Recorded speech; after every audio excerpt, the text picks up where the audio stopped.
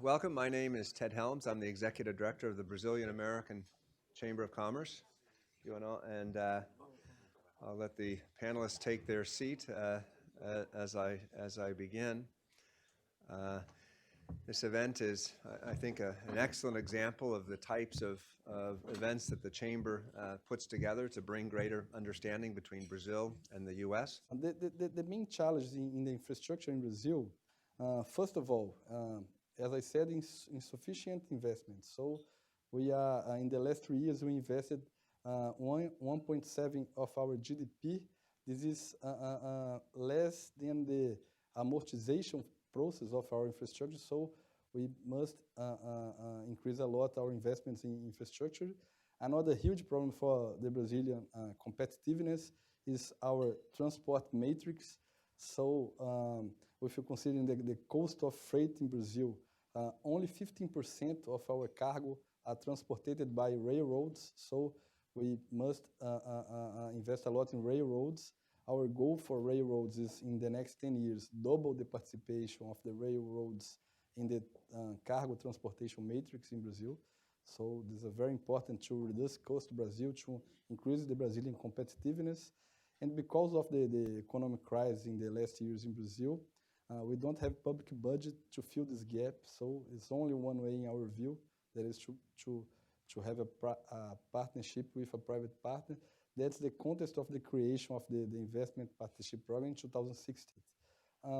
We focus our action also in improvement the legal, technical, and the regulatory framework in Brazil. So as we have an holistic view of the different infrastructure sectors, we can exchange good practice from one sector to another. And also it's important to highlight that sometimes you don't need to innovate, just to copy good practice that the other countries are doing. So we are doing this all the time. And we put us as a hub to be the front door for a new investor. So as an infrastructure project is very complex, involve a lot of different stakeholders, we try to coordinate with all of these stakeholders from the government side and also from the market side. So it's part of the PPI work as an articulator and coordinator. To present you some figures about the program. So since the beginning of the program, 36 months ago, we qualified 248 projects. What means qualify? Means that the project was submitted to the IPP Council and got disapproval. Once a project is approved by the IPP Council, becomes a national priority by a Brazilian law. And among these, we accomplished 147 projects. What means accomplished? Means that we have a successful auction and a contract signature. So all of these accomplished projects will generate investments around $65 billion for the next years during the period of the concessions. Most of these investments are concentrated in the first years of the concession. So most of these investments start now to be executed in Brazil, impacting in generating thousands of new jobs, incomes, and boosting our Brazilian economy. And it's not our focus at PPI, but on grants and bonus for the Brazilian government, we generate more than $13 billion. The US companies participate only in the oil and gas sector, and we are talking about Exxon, Chevron, and only 5 projects. So we have a lot of potential, a lot of players here in the US, operators, construction companies, financial players, institutional players. And for us, it's very important to try to attract. Why the US companies are not investing in infrastructure in Brazil? This is an important thing that we need to learning from you in order to keep improving and to advance. We really want to have, as the potential of the US economy, we really want to improve and foster the participation in the Brazilian projects. We did this year 23 projects until now, and we will also do more 22 until the end of the year. So each quarter we have at least one or more auctions. For the next year, 2020, we will deliver more 47 projects, and we still have 32 projects for 2021. Of course, this will changed because we put new projects in our portfolio.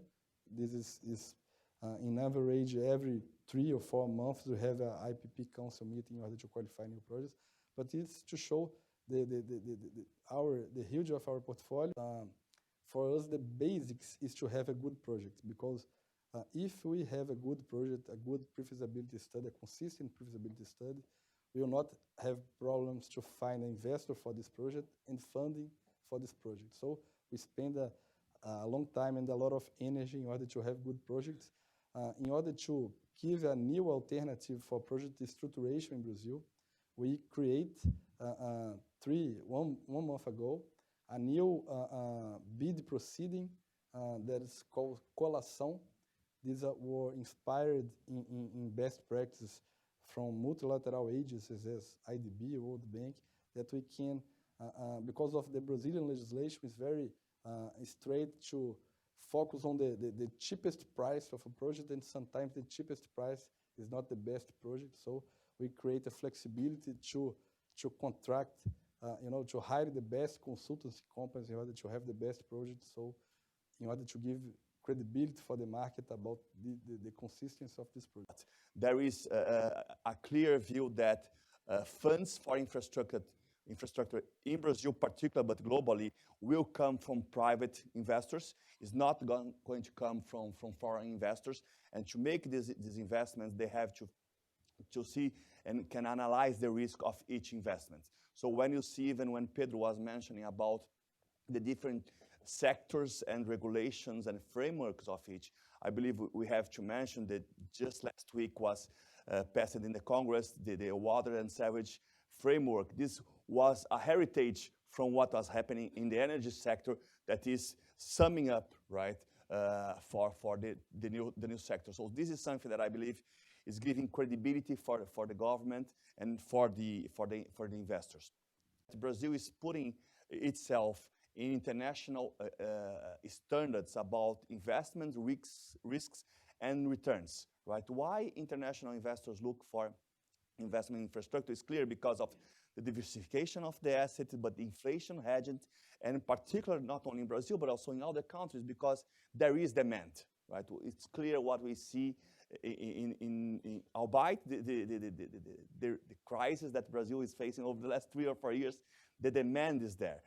So this is something that's putting Brazil in the global map, although not a China, right?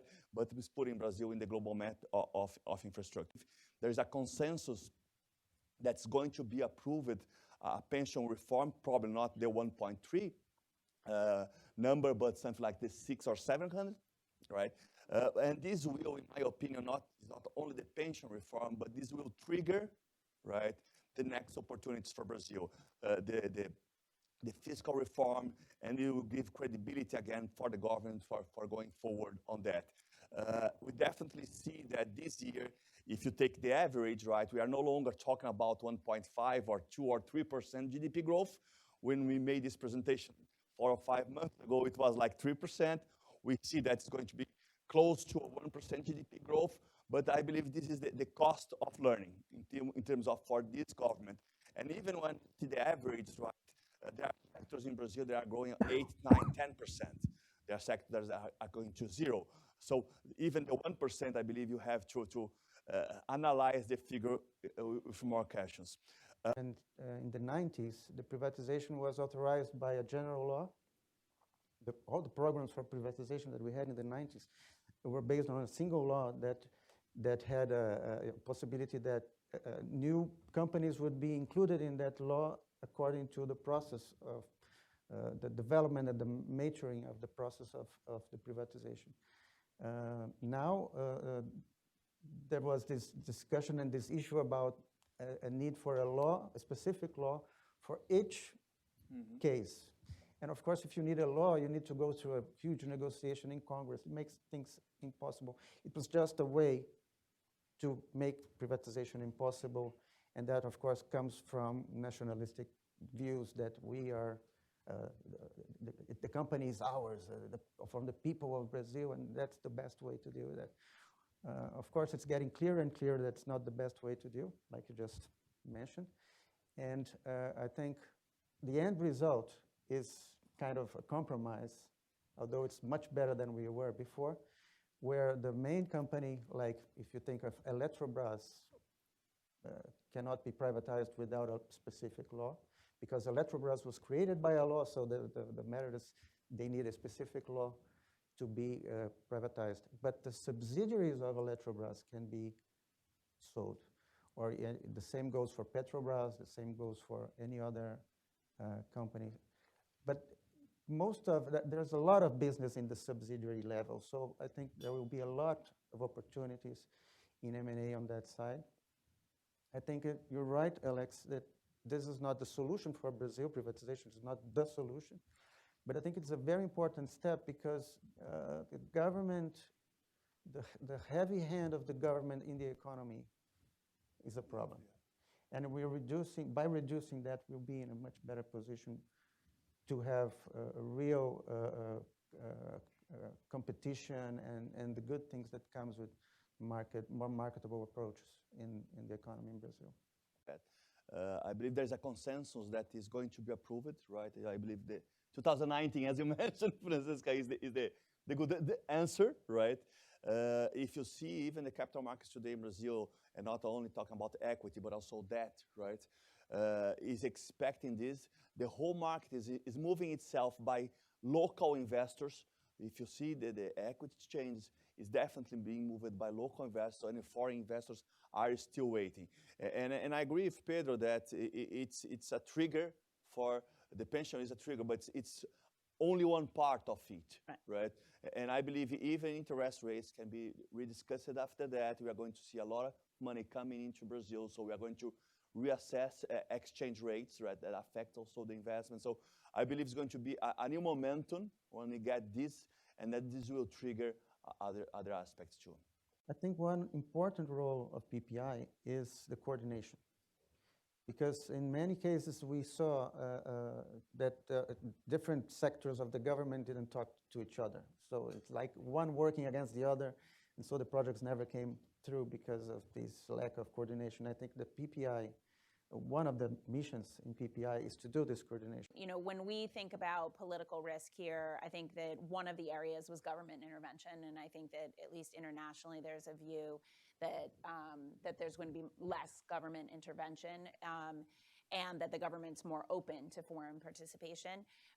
The other risk that comes up is the corruption risk, right? And I think we deal with that typically when we see companies looking at bidding, right? Because they're kind of looking forward. And then we also see that a lot when we're looking at, you know, private equity investments and M&A.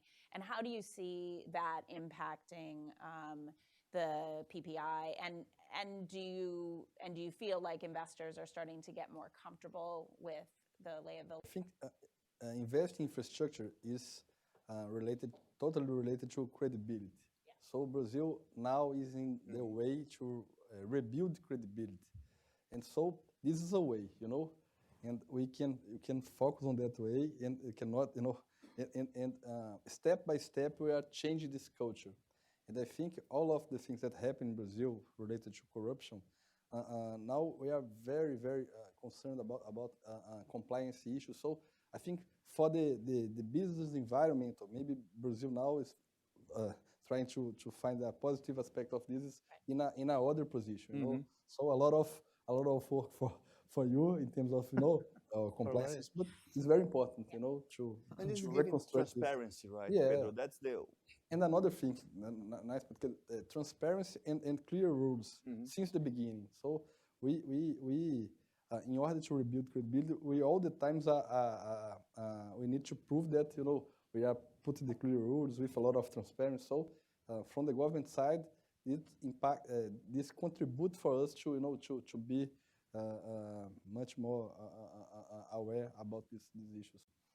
Great. Well, thank you to all of our panelists, and in particular the Secretary for joining us today. And thanks to all of you for coming as well. I think we'll be around for a little while, and please help yourself to breakfast as well. So thanks. Thank you. Thank you.